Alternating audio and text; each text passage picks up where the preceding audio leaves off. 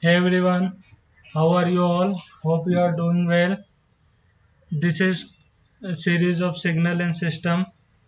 In this series, we are going to discuss previous year GATE question from 1992 to 2000 from chapter signal and system. If you have not subscribed it, please do subscribe and share with your friend because I am going to cover all the signal and system GATE PYQ.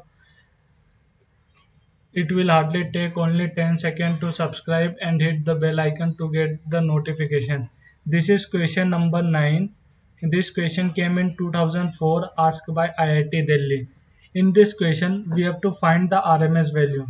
This is basically in this question we have to find RMS value of the resultant current in which a wire carry a 10 ampere and the sinusoidal alternating current of 20.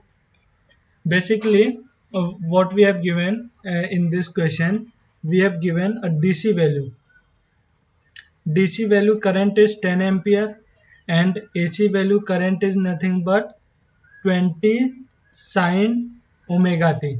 This two data is given in the question. We have to find the resultant. Basically, a resultant value of current will be 10 plus 20 sine of omega t. Understood? We have to find the resultant RMS value. Understood? How to solve? Uh, if AC and DC current is given, how to find a resultant RMS value?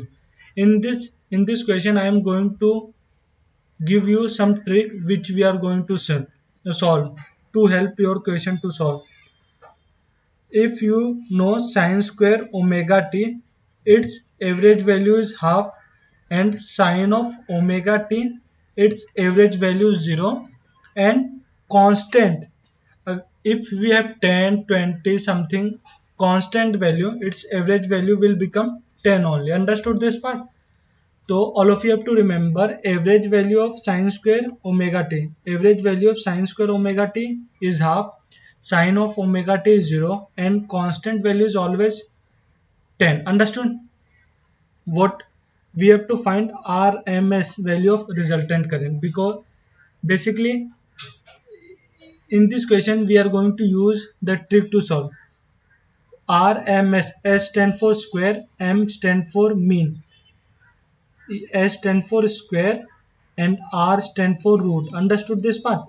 First we have to do square and take the mean, then take the root of the mean. This will give you the RMS value. What we have given, let me write I resultant will be I. First of all we have to square. I square will become 10 plus 20 sine of omega t. When we are going to solve, it will become 100 and it will become 400 sine square omega t, and next part will become 40, it means 400 sine of omega t. Basically I have expand the bracket by using a plus b whole square. I have told you now, first of all you have it is first we have done square, then we have to take mean. It is basically square. How to represent mean? This is the symbol of mean. We know constant value of mean will become same as it is, and we know what we know, sine square omega t, its constant mean value is half. From where do you know this data? I have told you now. It will become constant value will become as it is, and its mean become will half, and we know mean value of omega t will become 0.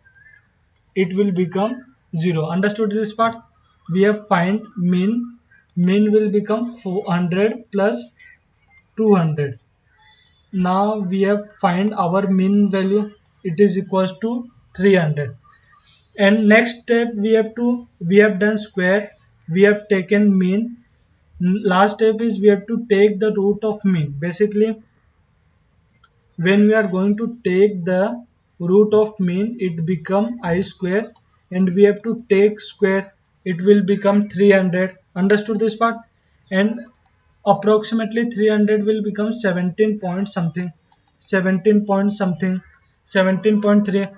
We know this is our last step. It will be equals to IRMS. IRMS we have solved 17.32. Understood? This is our answer. All of you have understood what I have done here. This is our answer IRMS. First of all, first of all we have to do square. Then we are going to take the mean of the square. And last step is we have to take the square root of the mean. After that, when we are taking the square root of the mean, this will be our RMS value. Let me check which option is matching. Option Bombay. Option B is the correct answer. Understood? If you have any doubt, you may ask in the comment section. I will end this lecture.